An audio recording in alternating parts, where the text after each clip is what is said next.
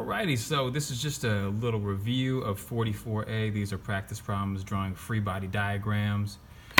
And especially for period 2, since we had the fire drill, this is what you missed. So these are hard to see, but you can pull these up on the website for today, day 44.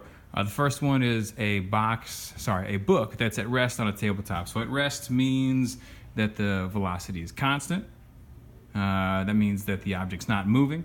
Or in this case, the object's not moving, but the velocity is constant. And if it's constant, that means the forces are balanced.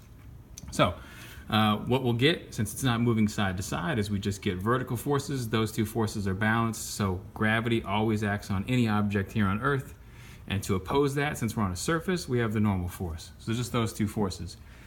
For number 2, the important thing here about this gymnast problem is that there are two tension forces. And since there are two tension forces, they share the weight of gravity.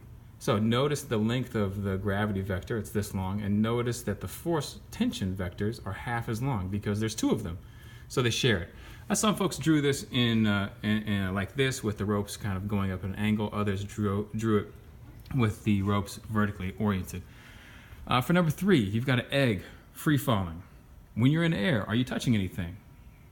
No. So the only thing that affects you is air resistance and gravity, but it says to neglect air resistance, so this is our free body diagram. For number 4, you're a squirrel, it's gliding. We do want to consider air resistance. Since the squirrel is gliding down at a constant velocity, that means the forces are balanced or unbalanced?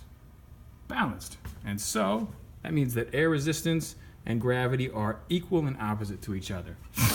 5 and 6 are both very similar. The only difference between them is in number 5, the object is accelerating to the right, so the applied force has to be larger than friction. In number 6, the object is moving at a constant velocity. Constant, again, means balanced, which means these forces are going to be equal and opposite. For number 7, this is where you have a backpack on your shoulder.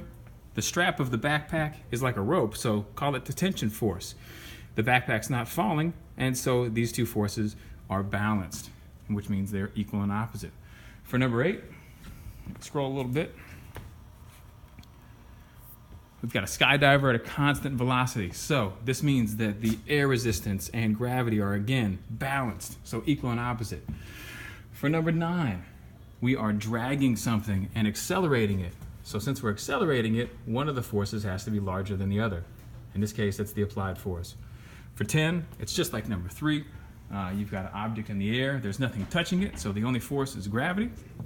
And for number 11, we are slowing down. So imagine being on a bike or in a car and coasting. What happens? You don't move at a constant velocity. Eventually you slow down and stop.